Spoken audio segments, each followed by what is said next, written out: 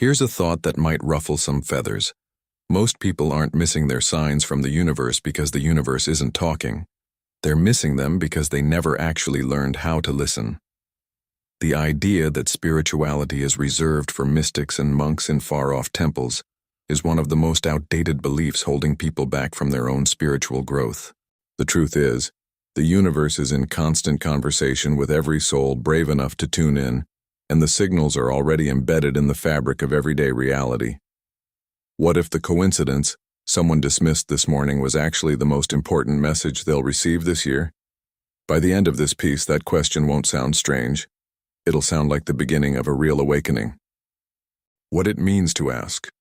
Most people go through life sending half-hearted, vague prayers into the void, and then wonder why nothing seems to come back. Asking the universe for a sign isn't wishful thinking or superstition. It's a conscious act of co-creation between a person's higher self and the intelligent energy that runs through all of existence. It's a bit like sending a text. If someone types something confusing or doesn't hit send, they shouldn't expect a reply. The universe responds to clarity, intention, and above all, genuine readiness to receive. Think of it this way. When a person is standing at a crossroads, maybe they're weighing a career change, a new relationship, or a major move.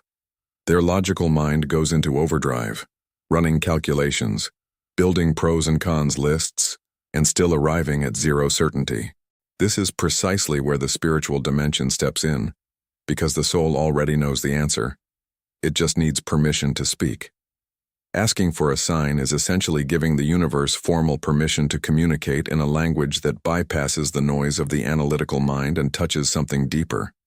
Here's what's important to understand.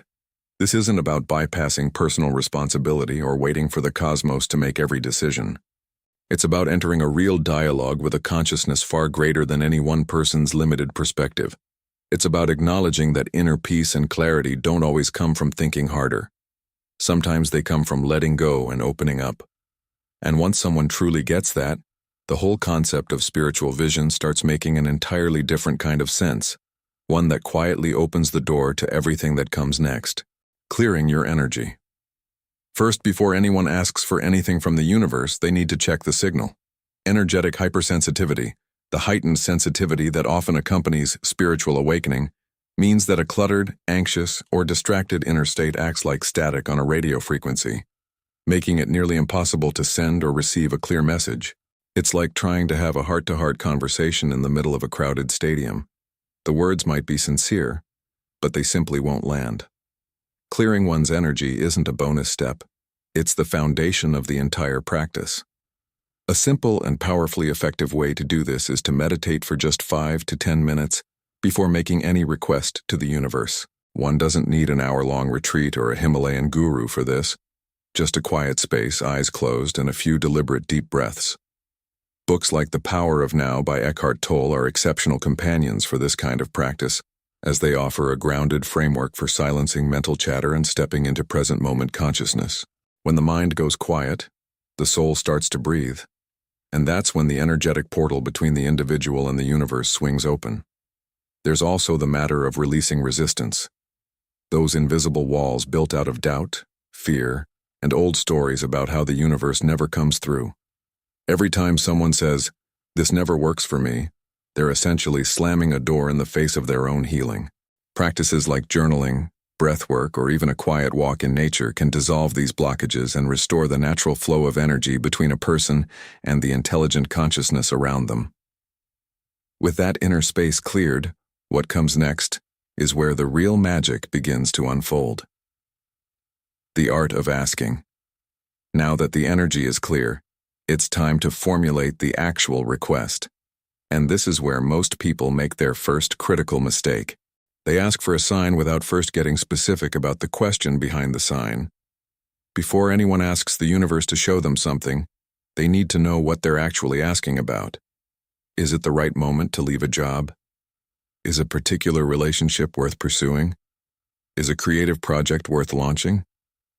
Specificity is the bridge between vague longing and real spiritual guidance. Once the question is clear, the next step is to choose the sign itself. And this is, quite honestly, one of the most delightful parts of the whole process. the person picks something specific. A butterfly, a certain song, the word trust showing up unexpectedly, seeing a particular animal or even a number sequence. Gabby Bernstein, the New York Times best-selling author of The Universe Has Your Back, suggests saying something like, "Universe, if I'm moving in the right direction, show me chosen sign within the next 48 hours." The key is to choose the sign before asking, not to wait and see what shows up and then decide retroactively. Then comes the actual asking, and it should be done with the same sincerity one would bring to any deeply personal conversation. It can be whispered, spoken aloud, or written in a journal. The medium matters far less than the intention behind it. The universe isn't grading grammar or delivery. It's responding to the vibrational frequency of genuine openness and self-knowledge. This is where personal development and spirituality truly intersect, because asking with honesty requires a level of vulnerability that most people avoid. But that vulnerability? That's the exact frequency the universe is tuned to receive. And what comes after the asking is, for many, the most challenging part of the journey. Letting go after asking. Here's the counterintuitive truth that trips up practically everyone. The moment after asking is when most people unknowingly cancel their own request. Obsessively scanning the environment, refreshing expectations, and mentally demanding a sign within the next 5 minutes is the equivalent of planting a seed and then digging it up every hour to check whether it's growing. The universe doesn't operate on anxiety. It operates on trust.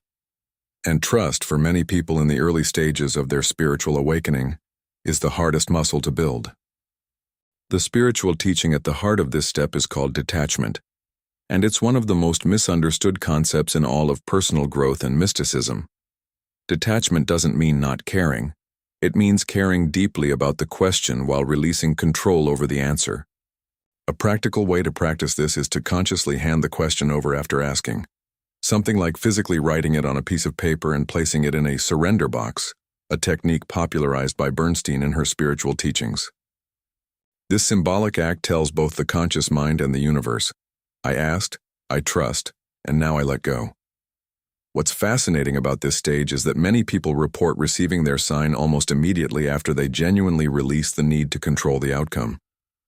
The energy of forcing and grasping actually repels signs, while the energy of openness and inner peace seems to attract them with remarkable speed. This isn't just spiritual folklore. It aligns with what quantum consciousness researchers have been exploring about the observer effect and the role of consciousness in shaping reality. And that opens up an entirely new question. What does a sign actually look like when it arrives? The language of signs. The universe doesn't communicate through a single, standardized channel. It's fluent in dozens of languages at once, and the soul that's paying attention learns to read all of them. Signs can arrive through unexpected conversations, through a book that falls open to a strangely relevant page, through a song that plays at precisely the right moment, or through a dream that lingers in the mind long after waking. The challenge isn't that signs are rare. It's that modern life has trained people to dismiss anything that can't be explained by a spreadsheet. One of the most immediate channels of spiritual communication is the body itself. A sudden warmth in the chest, a spontaneous sense of calm after a moment of deep confusion, or goosebumps rising without an obvious physical trigger. These are all forms of energetic confirmation that the higher self recognizes something the thinking mind hasn't caught up to yet. In spiritual development circles, this is sometimes called claircognizance, a form of inner knowing that arrives without logical explanation, like a download straight to the soul. The body is, in many ways, the most honest spiritual instrument a person has. Then there are the external signs. Animals appearing in unusual contexts, the same word or phrase showing up 3 times in a single day, strangers saying something that sounds eerily personal. When someone asks to see an owl as their sign and then sees a real owl, a stuffed owl in a shop window, and receives an email from a company with owl in its name all within 48 hours, that's not coincidence. That's the universe turning up the volume. The language of signs is rich, layered, and deeply personal, and there's a whole system of symbols waiting to be decoded. Decoding synchronicities and numbers.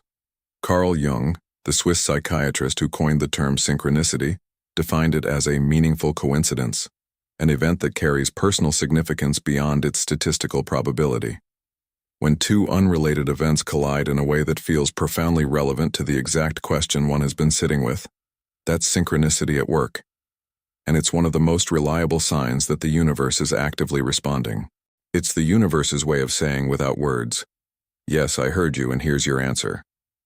Angel numbers are perhaps the most widely recognized form of cosmic communication in the current era of spiritual awakening, and for good reason.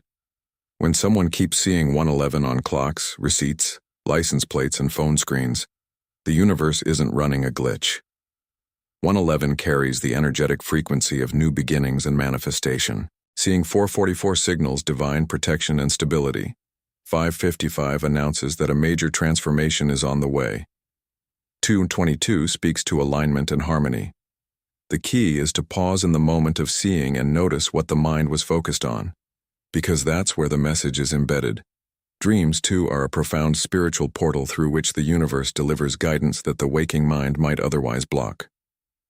Keeping a dream journal by the bedside, literally writing down any vivid imagery immediately upon waking, can reveal recurring symbols and themes that represent direct communication from the higher self and from the broader consciousness of the universe. Books like Man and His Symbols by Carl Jung himself offer a remarkable deep dive into the symbolic language that consciousness uses to communicate across the threshold of sleep. The more fluent someone becomes in this symbolic language, the clearer the signs become. But even the most awakened person can miss a sign sometimes, and that raises an important question. When you miss a sign, here's a truth that's deeply reassuring. The universe doesn't send one sign and then give up. Missing a sign isn't a spiritual failure. It's an invitation to go deeper into self-knowledge and honest self-examination. The reason most people miss signs isn't a lack of spiritual sensitivity. It's the invisible walls of doubt, fear, and deeply ingrained limiting beliefs that act like blinders on the soul's perception. When someone catches themselves thinking, "That couldn't be a sign," that is the moment to pay the most attention.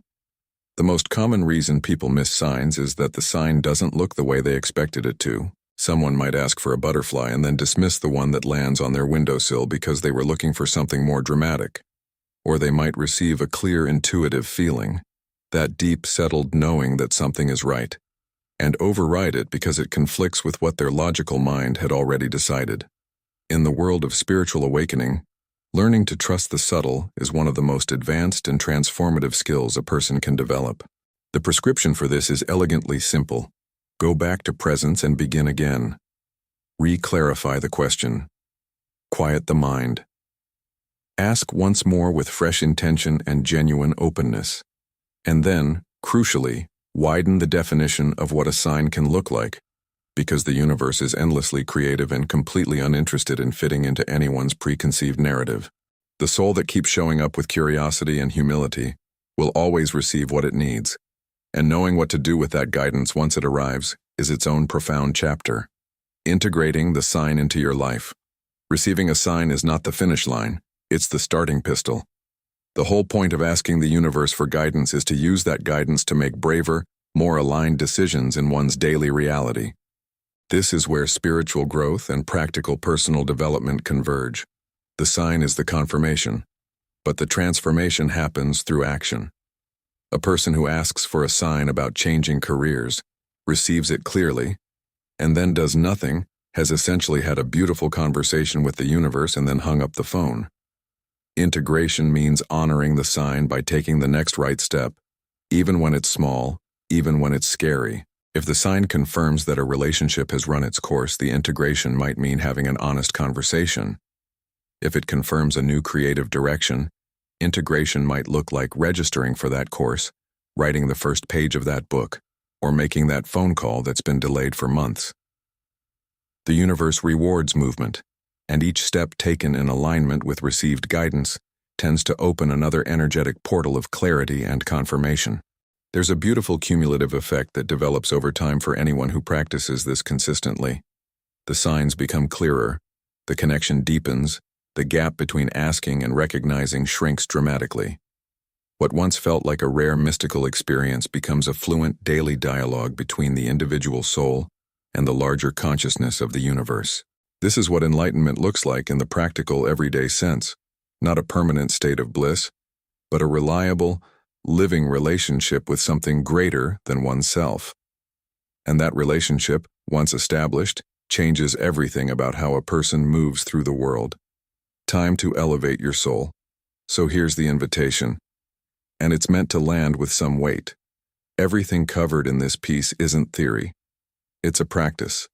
And the only difference between the person who receives clear, life-changing guidance from the universe and the person who goes on feeling lost and disconnected is consistent, intentional engagement with these tools. The path to healing, to inner peace, to genuine personal development doesn't require perfection. It requires willingness. Start tonight. Before sleep, take 5 minutes to meditate, clear the mental noise, and ask one focused, honest question.